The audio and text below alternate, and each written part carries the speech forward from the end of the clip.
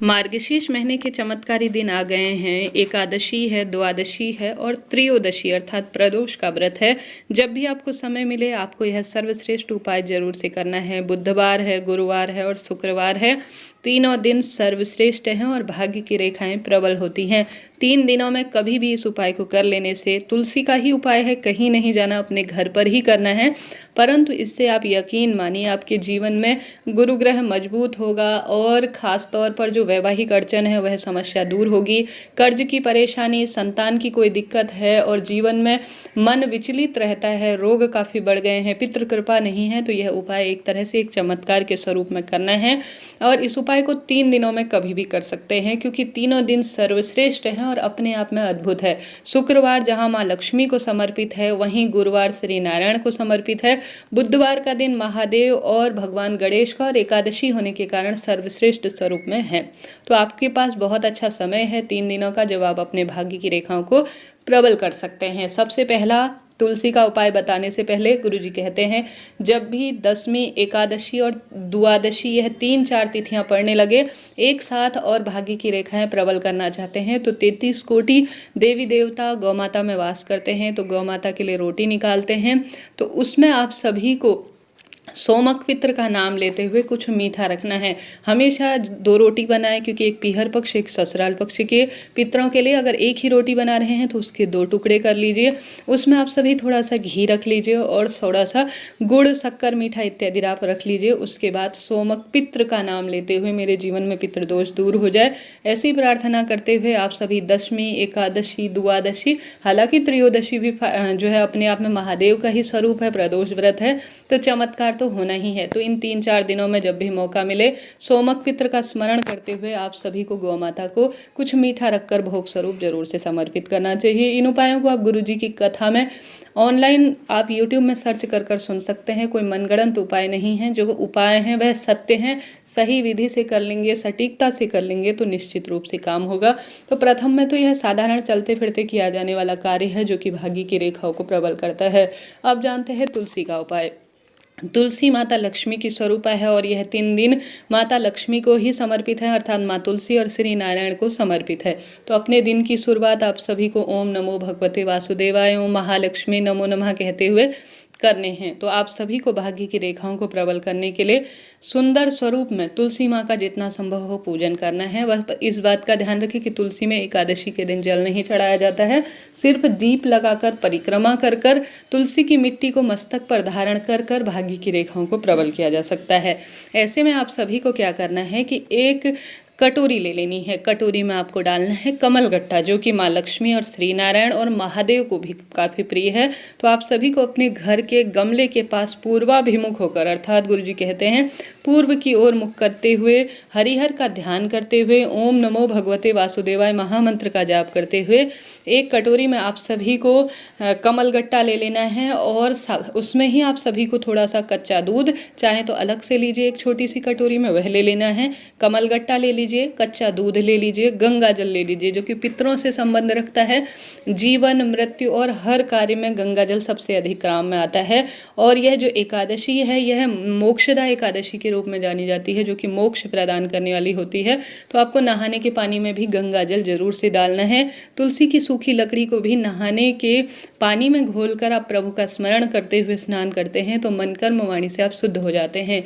तो आप सभी को एक कटोरी में गंगाजल लेना है, कमलगट्टा लेना है, कच्चा दूध लेना है और एक चुटकी हल्दी लेनी है। ठीक है, चारों को आप सभी को एक सुंदर स्वरूप में एक कटोरी में रख लेना है।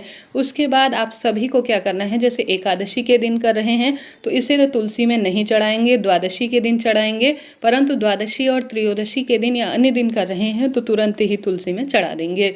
ऐसे में एकादशी के दिन कर रहे हैं तो तुलसी की जड़ में एक कटोरी रख दीजिए, कोई भी रख सकते हैं कटोरी, उसे आप सभी रख दीजिए।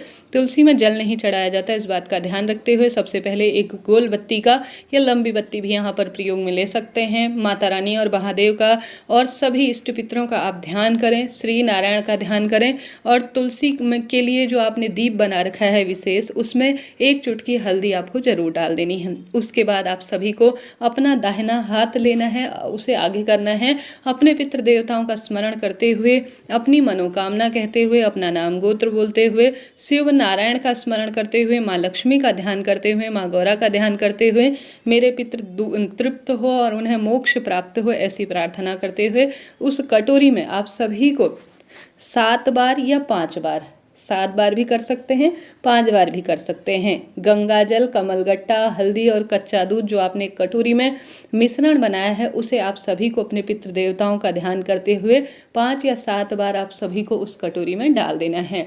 डालने के बाद एकादशी तिथि पर करने जा रहे हैं तो इसे आप तुलसी की जड़ में नहीं डालेंगे, सिर्फ कटोरी में रहने देंगे और द्वादशी के दिन चढ़ाएंगे। अगर द्वादशी के दिन कर रहे हैं तो तत्काल ही उस कटोरी का जल आप सभी तुलसी की जड़ में डाल दीजिए। त्रयोदशी के दिन कर रहे हैं तो तत्काल ही आप तुलसी की जड़ में डाल दीजिए। परंतु एकादशी के दिन कर रहे हैं 5 या 7 बार आपने अपने हाथ में चुल्लू में लिया है जल, जो विशेष जल है, कमलगट्टे का जल है जिसमें हल्दी आपने मिला रखी है, कच्चा दूध मिला रखा है और गंगाजल मिला रखा है। अपना नाम गोत्र बोलकर अपने पितरों का तारण हो ऐसी प्रार्थना करते हुए आप सभी को जो है उसे एकादशी के दिन नहीं करना है, अन्य दिनों समर्पित कर देना है। इस बात का ध्यान रखते हुए यह तुलसी का उपाय करना है। आप जानते होंगे कच्चा दूध अगर तुलसी की जड़ में डाला जाता है तो तुलसी माँ इससे सींचती हैं, पोषित होती हैं और इससे संतान प्राप्ति के योग बनते हैं, परिवार में समृद्धि आती है। हल्दी गुरु ग्रह से संबंध रखती है, शारीरिक मानसिक पीड़ा काटती है। कमलगट्टा धन लक्ष्मी को पूर्ण रूप से हमारे घर में बरकत के कार्य में लिया जाता है। गंगा जल पितरों का सबसे अच्छा जो है माध्यम है, गंगा जल से पितृ मोक्ष प्राप्त करते हैं और यह मोक्षदा एकादशी कहलाती है। तो अगर आप तुलसी की जड़ में गंगा जल, कमलगट्टा मिश्रित जल, हल्दी और कच्चा दूध समर्पित करते हैं तो यकीन मानिए दुख दरिद्रता का अंत होता है और सभी देवी देवता घर परिवार में कृपा करते हैं। तो यह कार्य आपको घर पर ही करना है, कहीं नहीं जाना है, बस थोड़ा सा नियम का ध्यान रखते हुए कार्य करेंगे तो लाभ होगा। द्वादशी के दिन तो सीधे तुलसी में चढ़ा सकते हैं, त्रयोदशी के दिन भी चढ़ा सकते हैं, परंतु एकादशी के दिन अगर इस उपाय को कर रहे हैं तो कटोरी में इकट्ठा कर कर द्वादशी तिथि पर आपको चढ़ाना है, करना एकादशी के दिन है। इस तरह से यह श्रेष्ठ उपाय आप तुलसी का कर सकते हैं, लाभ तो आपको मिलना ही है। प्रथम वाला उपाय भी किया जा सकता है, दूसरा उपाय भी।